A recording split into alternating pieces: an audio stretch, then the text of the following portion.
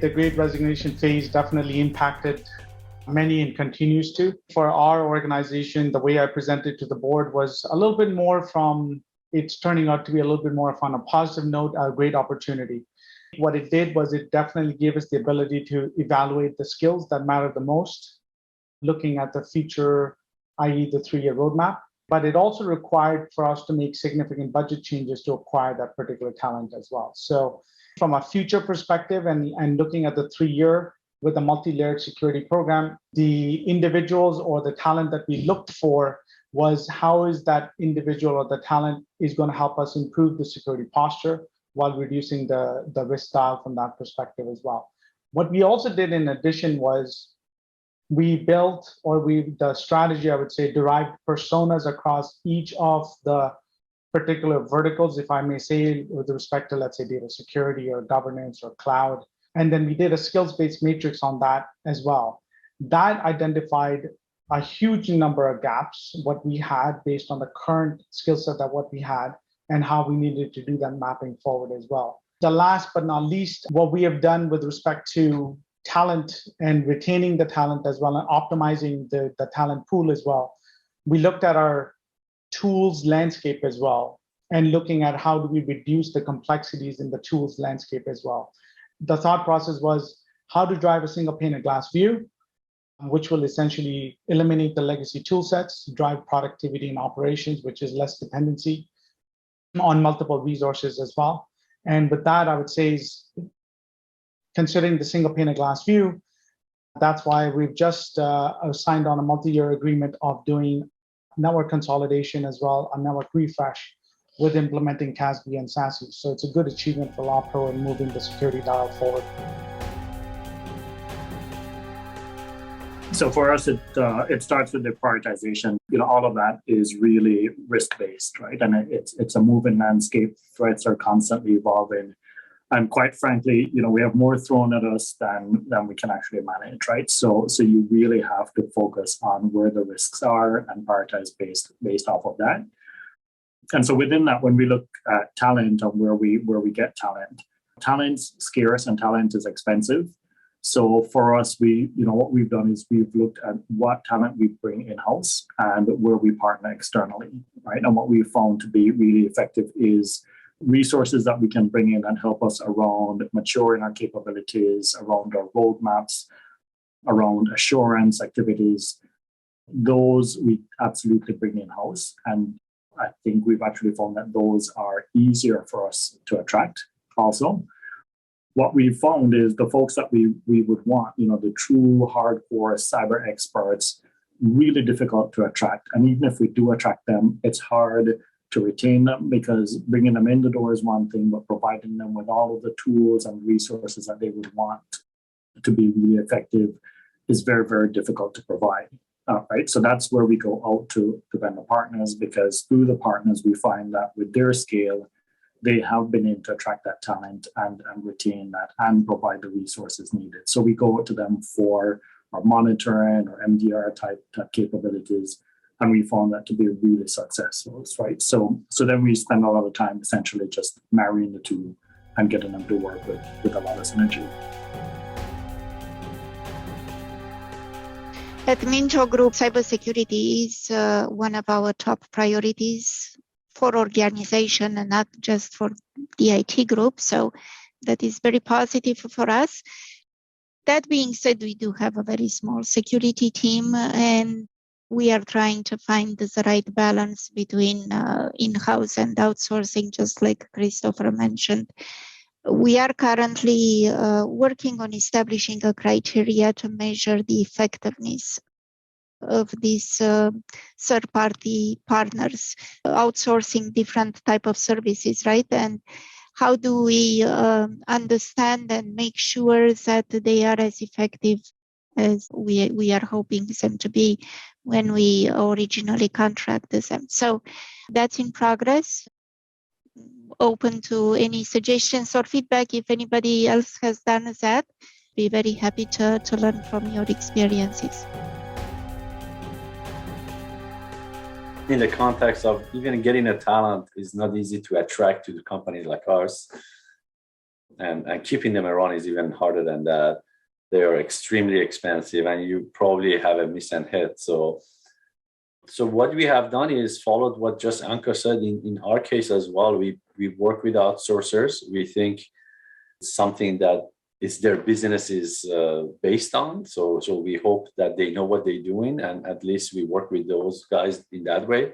They offer us some sort of SLA, so that's another good part of it. So we know that we have. Plus, hopefully, they have lesson learned and experiences within the industry or other companies that they can respond back.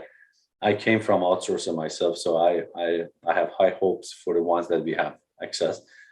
The part that I think Anca said that is really key is to manage your outsourcers. And that's the talent on the security side that we have kept inside. We run it as a program management. Pretty much we run things in a program fashion. We report back to the board. We run every single, criteria. And that portion of it, you can outsource. You really need to have it in-house. And we have looked at it from that perspective. We do have a small cybersecurity. Their focus is pretty much vendor management and program management of all the security programs.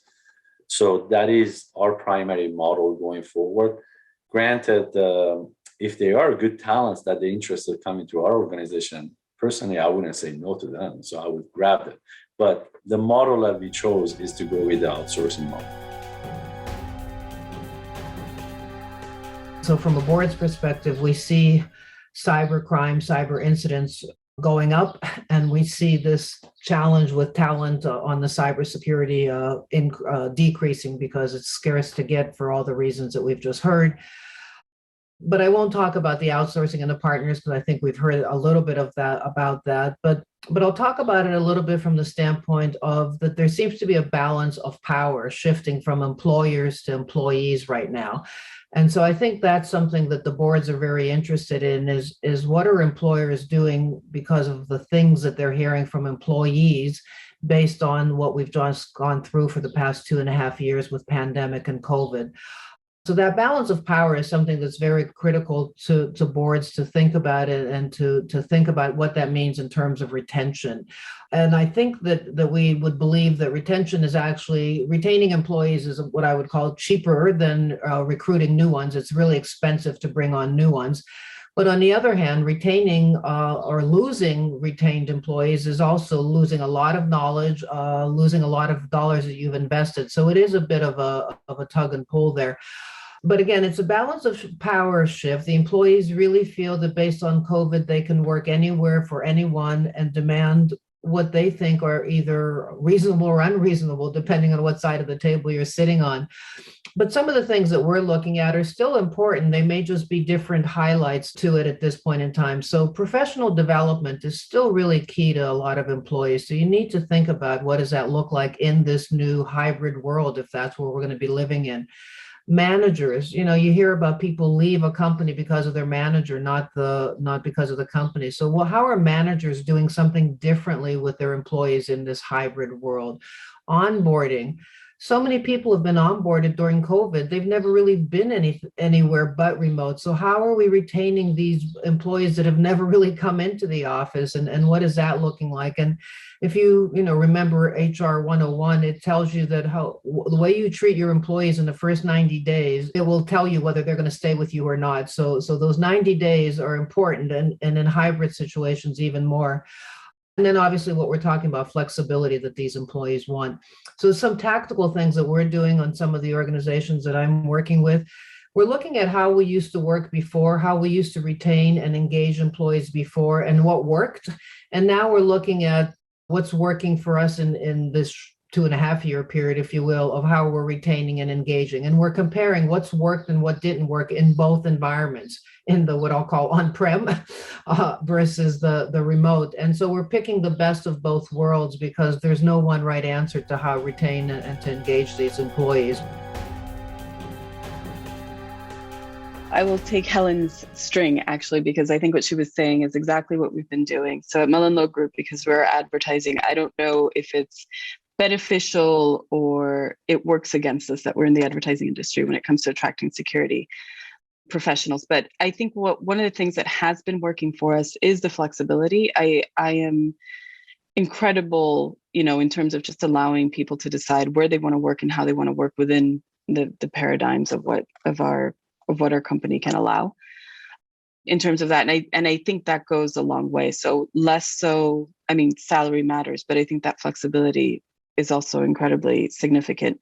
I think the other thing that has also worked for us is giving people an opportunity to grow into a new role that they maybe had not expected, right? That they would have an opportunity to do. And I like taking talent that has a lot of potential and then giving them the opportunity to grow. And so many people appreciate that because they see that the company is investing in that individual, and they get a sense to accomplish things, right? Because they can say, I started here and now I'm doing all of these wonderful things.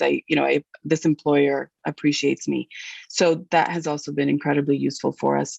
And I think last but not least is working with my managers to make sure, that they're giving a good experience. I'm a big fan of identifying who's a good technical person and who's a manager, and any technical person, especially a security person that wants to become a manager. I always work with them to try to understand, are they looking for more salary? Are they looking for a different title? Are they looking for a different job? And do they understand that, going up into management means they're doing a lot more administration and less maybe of the fun stuff that they actually enjoy, that they like doing. So I think I try to balance all of those. And so far we've been able to retain actually a lot more people than I thought we would in this Great Resignation. We focus a lot on trying to provide them with meaningful opportunities to grow. We do a lot of workforce development. I'm a believer in the NICE framework, really thinking about how to map knowledge, skills, and abilities, help them have that growth rubric to understand how to get to the next level. So I think you really have to give people the path. The manager is really key. I think, Helen, you mentioned it. I totally agree. But you can't one-on-one your way out of this problem either, right? That doesn't scale. So I think you've got to have a mix of both. You've got to have those growth paths mapped out. You've got to have a rubric to do so, at least so that they have an understanding of and a sense of like, what is it going to take for me to get to that next level? And then the manager's job, I think, is always to make sure that they're providing that vector check with them on a reasonable basis, right? Not just talking about task status, but always be helping them look at the horizon and think about where they want to go in their career. Comp is part of it, right? We, as a startup, we have to get creative. We think about different packages and incentive structures to do that. And I think part of that too is them really believing and being bought into the mission of the company. And for us, that means being very transparent about the strategy, about the state of play. I always like to think, hey, it's their company too. If we want to use stock incentives to help to get buy-in, they also need to know about the state of play and the strategy in the company and the fundraising, right? You got to really give them that context so that they can be fully bought in. So their stock options aren't just a piece of paper. The sense of mission is obviously something that we really try to focus on as a company. I think that plays to our strength to try to attract talent, and hopefully that helps you attract the right kind of talent, not people who are transactional, but the ones who are capable of getting bought in, right, into the thesis and then really pushing to make it a reality. So for us, it's a combination of all the above, but this is for me the most important part of my job, and probably the hardest part of my job, is because ultimately it requires an understanding of each person's motivations. You got to be thinking about their growth path 18, 24 months out, so that you're constantly keeping the organizational structure changing to give your key performers that opportunity for growth. And I think that's one of the most important things that I personally do day to day.